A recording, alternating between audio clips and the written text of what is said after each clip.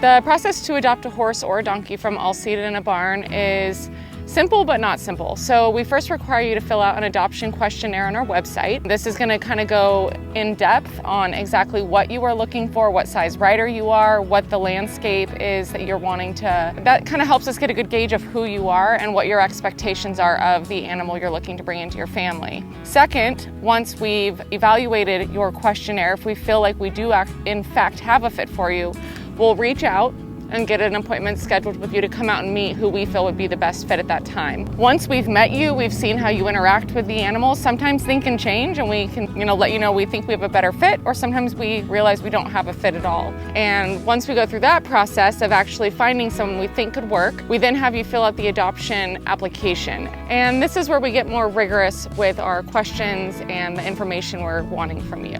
We have you send in pictures of where they'll be living, their shelters, we do background and reference checks, and this is where we do our research, where we find out more about you. The next step is then you'll have your appointment.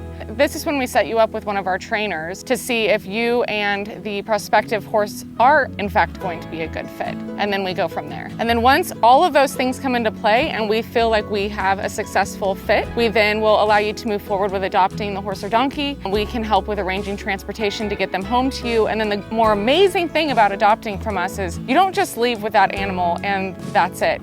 You now have access to not only myself, but all of our trainers, our vets, our entire team essentially to help you stay set up for success with your horse and donkey once you get them home. That's something that we take great pride in here with our program, is that you can always come back and take lessons with our trainers. You can always reach out and send us videos of anything you're having concerns on, or maybe you've hit a point where you're frustrated, and that's where we step in and we're here to help so we can continue to maintain a positive, healthy relationship with you and your animal. A common question that we get is, how on earth do we manage so many animals? And that's a very valid question. Honestly, as much as I would love to be in all of these locations, I can't. I'm one person, but that's the beauty of our team. So at every property, we have a team. That team is responsible for the feed, the care, scheduling appointments with the vets, farrier, the dentals, all of the things. They communicate with me on a regular basis through group chat and phone calls. The vets also are calling regularly just to do check-ins. In that beautiful circle of communication, we literally are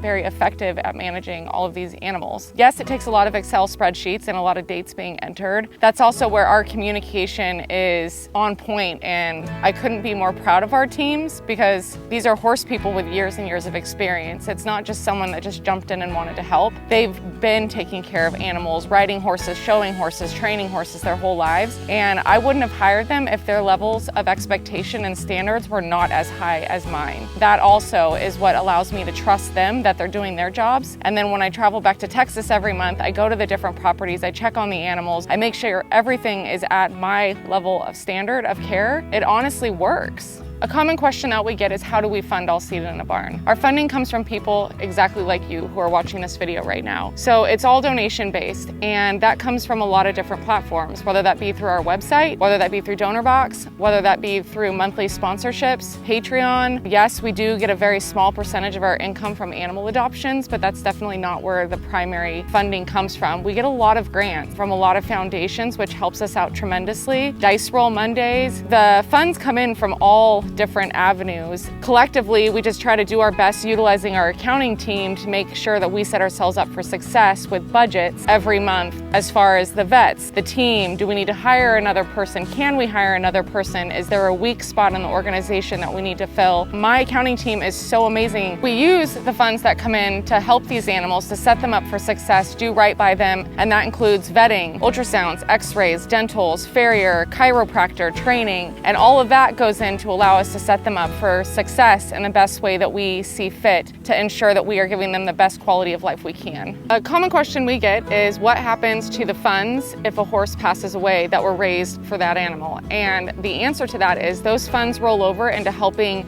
the hundreds of other animals that we have in our care. No funds within our organization go to waste, and we try to use them as effectively and efficiently as we can.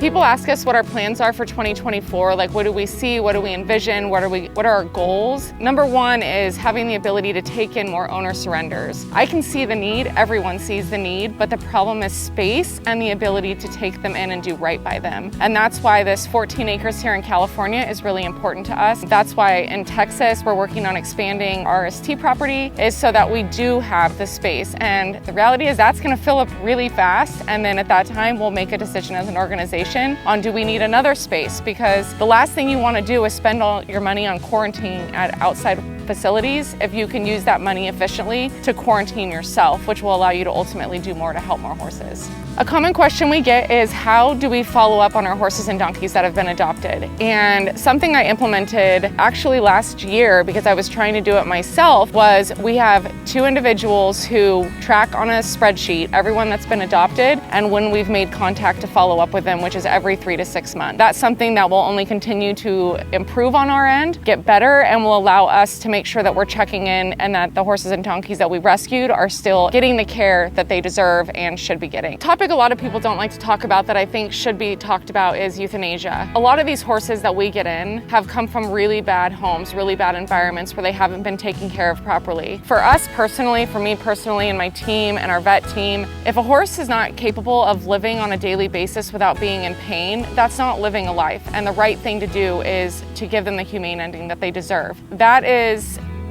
for me, the greatest blessing that you can give to them.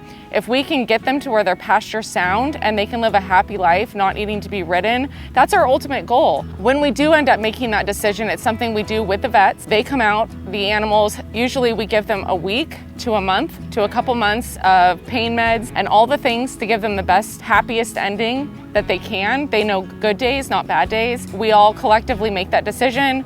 Like, we didn't go into rescue to have to euthanize animals. You go into rescues to save them, but the reality is sometimes saving doesn't look the way we want it to, but it's still giving them the peace and the respect and the dignity that they honestly should have had the whole time.